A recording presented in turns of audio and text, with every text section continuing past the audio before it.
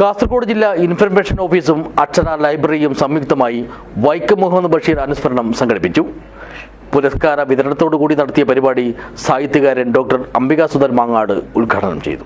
This news sponsored by ഗുണമേന്മയോട് കൂടിയ ഉൽപ്പന്നങ്ങൾ മിതമായ നിരക്കിൽ Sreekrishna hardwares MG road Kasaragod. Basheer കൃതികൾ പരത്തിയ വെളിച്ചം കാലമേറുമ്പോൾ മങ്ങുന്നതിനു പകരം കൂടുതൽ വെളിച്ചമുള്ളതാവുകയാണെന്ന് പ്രശസ്ത എഴുത്തുകാരൻ ഡോക്ടർ അംബികാസുധൻ മാങ്ങാട് പറഞ്ഞു.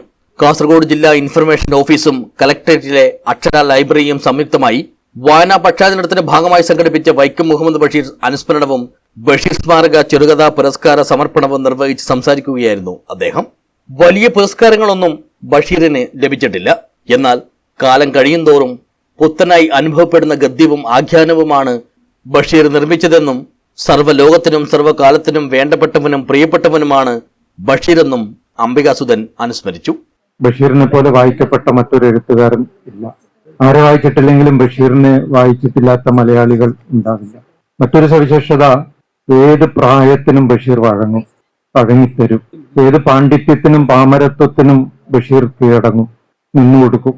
മറ്റെഴുത്തുകാരെ പോലെയല്ല.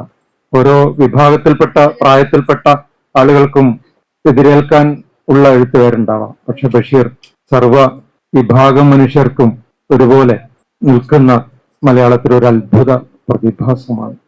ഒരു പുഴ എങ്ങനെയാണോ സ്വച്ഛന്തമായി ഒഴുകുന്നത്, അപ്രകാരം എങ്ങനെയാണോ കാറ്റ് വീശുന്നത്, അതുപോലെ വായനക്കാരന് തട്ടും തടസ്സങ്ങളും ഇല്ലാതെ കടന്നു പോകാൻ പറ്റുന്ന തെളിഞ്ഞ ഒഴുക്കായി. പക്ഷെ സൂക്ഷിച്ചു നോക്കിയാൽ കുഞ്ഞുപാത്തുമ്മ പിന്നീട് കാണുന്നത് പോലെ തെളിഞ്ഞ വെള്ളമല്ല, അകത്ത് എന്തൊക്കെയുണ്ട് എന്ന് രണ്ടാമത് കാണുന്നത് പോലെ ആഴങ്ങളിൽ അനേകം അടരുകൾ സൂക്ഷിക്കുകയും വായിച്ചു കഴിയുമ്പോഴും തുടരുകയും പിന്തുടരുകയും ചെയ്യുന്ന രീതിയിലുള്ള എഴുത്താണല്ലോ ബഷീറിന്റെ രചനകളെല്ലാം.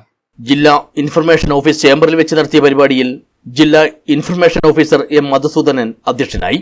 Deputy collector K. Ajesh Ambikasudhan മാങ്ങാടിനെ പൊന്നാടി അണിയിച്ച് ആദരിച്ചു. Assistant editor AP. Dilna award ജേതാക്കളെ പരിചയപ്പെടുത്തി.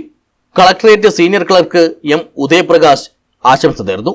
അക്ഷര ലൈബ്രറി സെക്രട്ടറി K. മുകുന്ദൻ സ്വാഗതവും പ്രസിഡന്റ് A. ആശാലത നന്ദിയും പറഞ്ഞു. വൈക്കം മുഹമ്മദ് ബഷീർ സ്മാരക ചെറുകഥാ പുരസ്കാരം EK. നിതീഷിനും ജൂറിയുടെ പ്രത്യേക പരാമർശത്തിനുള്ള പുരസ്കാരം സുധീഷ് ചട്ടഞ്ചാലിനും അംബികാസുധൻ മാങ്ങാട് സമ്മാനിച്ചു.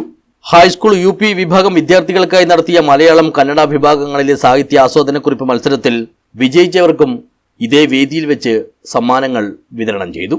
News bureau, Kasaragod.